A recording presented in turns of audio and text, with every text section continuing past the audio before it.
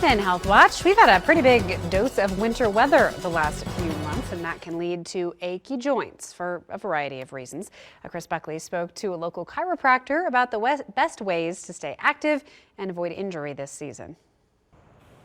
When temperatures drop, a lot of people just don't move around as much. When it gets cold, we want to stay inside, bundle, we stop moving, and that's why our joints get stiff. If you're sitting for a long time, he recommends getting up and walking around every hour or so. Joints don't like to be stationary and going under a load, which is what sitting does to the spine, for long periods of time.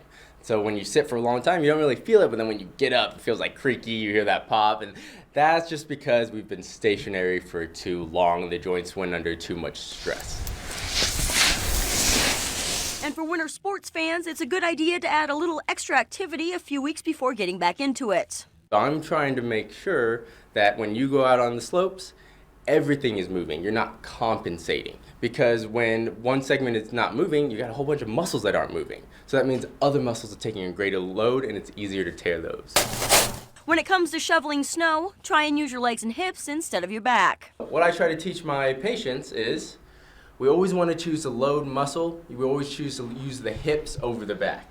So once we get that snow and we lock our arms, we use the legs to lift. And then that momentum from that legs, we turn to the open side. Because when you turn to the open side, it's a hip movement. When you turn to the closed side, it's a back twist. Another thing he recommends, if you're driving for Christmas, pay attention to your posture. Try and sit up straight. That will help with soreness after a road trip. Covering the story, Chris Buckley, 2 News.